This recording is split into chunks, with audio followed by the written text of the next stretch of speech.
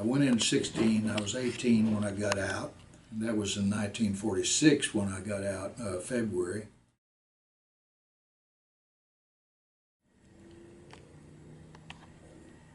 Back when I was in the Navy.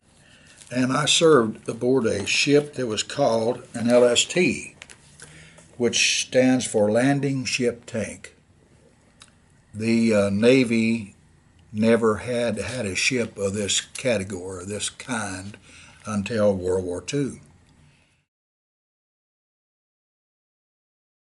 Prime Minister Churchill saw the need of such a ship, and the British tried to build one, but they weren't successful at it. So they gave the idea to the Americans, turned the idea over to a fellow that designed submarines. His name was John Niedermeyer. And with a couple of hours, he had sketched it out. They put it into production right away. It was built with two large bow doors and a big ramp.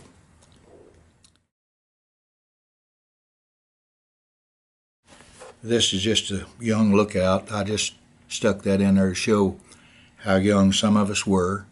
We were just kids. We had to muster every morning, and our group, whichever group we belonged to, whether it was a deck gang, whether it was a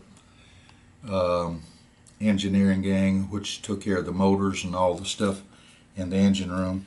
If we weren't on duty, we had to muster topside every morning if we weren't on duty or in battle. Here's a group of us guys. We were docked alongside of a dock, and some were actually on deck of the ship back here. And this is me here. I made some close friends, but after the war was over, that was just kind of like another chapter in the book, and we went on with our lives. And even though I lived in Chicago, and several of the guys that was aboard ship lived in or around Chicago, and I never made any attempt to look them up. There wasn't anything like that. Here's a picture of some paratroopers jumping on one of the islands. I was in the Pacific campaign. Several of the guys, and we simply called them small boats or Higgins boats. They were built by a fellow by the name of Andrew Higgins in New Orleans. The correct name for them, official name, was LCVP, which means Landing Craft Vehicle Personnel. This boat had a ramp on it. It would carry a Jeep and his anti-aircraft gun, or about 40 men. They had a larger one that carried a tank in its crew, or about 75 men. This is one of our guns here. On the bow, twin 40s on the stern. We had them alongside, midship and aft of midship. We had also 20 millimeters down the sides, both port and starboard. So we were fairly well armed for a ship of that sort. These turned out to be far more useful than they thought, since they had a barge bottom. We were called the flat bottom Navy, and they handled very poorly in open seas. So they built them with tanks that they could flood and push the ship down further into the ocean so it would be easier to steer. But they blowed the tanks before we landed, and we'd go on the beach. Now, sometimes we could get off, other times we'd have to wait until high tide came in and we could get off.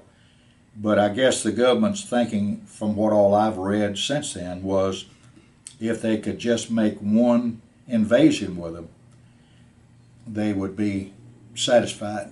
They would accomplish their goal by putting the troops on the beach and engage in the battles. Here's our part of our living quarters. You can see we were pretty crowded, about like a submarine. We didn't have much living space.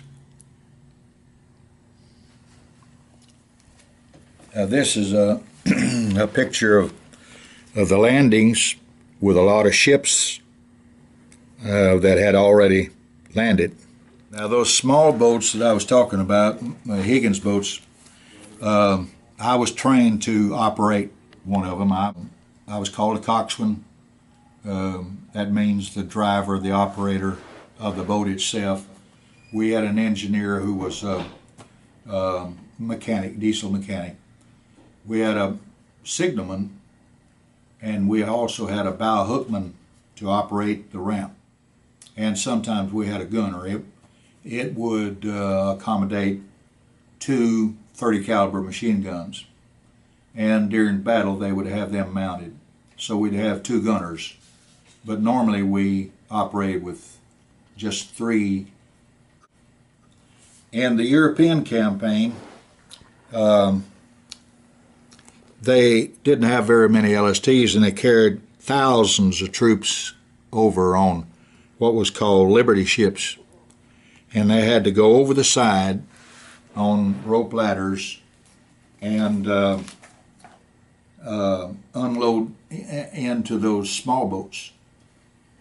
Those small boats then carried them to the beach, which sometimes were 5 miles or further, because the big ships that was deep draft couldn't get in close to the shore. That's why they came up with the LST and the Higgins boats. This is just some pictures that I stuck in there of other land.